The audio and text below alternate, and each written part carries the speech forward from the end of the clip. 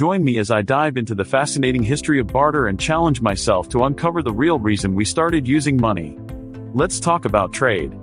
It's something that humans have been doing for thousands of years. And for most of that time, we didn't use money. Instead, we relied on something called barter. Barter is essentially the exchange of goods or services without using money. So, if I had some food and you had some shelter, we could trade. You give me shelter, and I'd give you food. Simple, right? But as societies grew and became more complex, barter started to show its limitations. Imagine trying to trade a chicken for a new pair of shoes. The person selling the shoes might not want a chicken, and even if they did, how would we agree on the value of the chicken versus the shoes? As we'll explore in this video, barter was the original form of trade, but it wasn't always easy.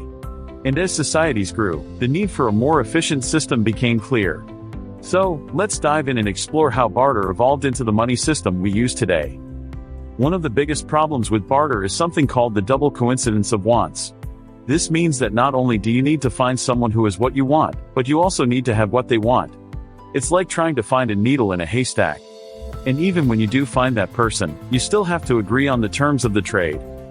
For example, let's say I have a pair of shoes and I want a new coat. I find someone who has a coat, but they don't want shoes. Instead, they want a chicken.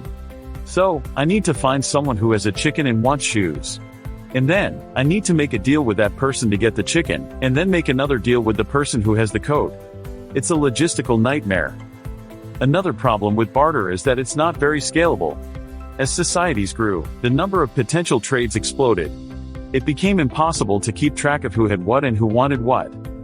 Barter also requires a lot of trust. If I trade my food for your shelter, I'm relying on you to hold up your end of the deal. And if you don't, there's not much I can do about it.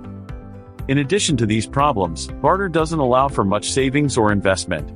If I have extra food, I can't exactly store it in a bank or invest it in a business.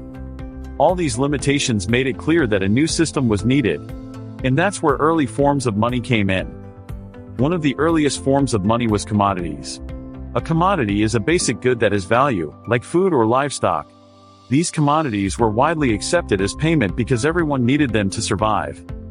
For example, in ancient Sumeria, around 4500 BCE, people used barley as a form of currency.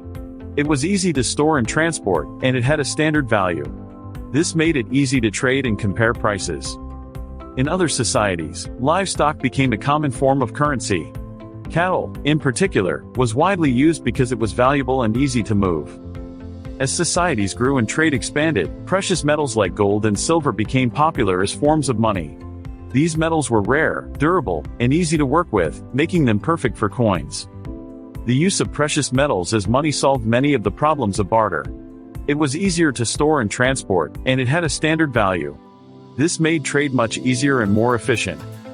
In addition to solving the problems of barter, these early forms of money also allowed for savings and investment. If I had extra gold, I could save it or invest it in a business. The use of money also allowed for the creation of credit. Credit is essentially borrowing money with the promise to pay it back later. This allowed people to take out loans to start businesses or buy goods, which helped to fuel economic growth. So, when did money become widely accepted? That's a great question. The answer is that it happened gradually over time. In ancient Greece and Rome, coins were widely used, but they weren't always accepted everywhere.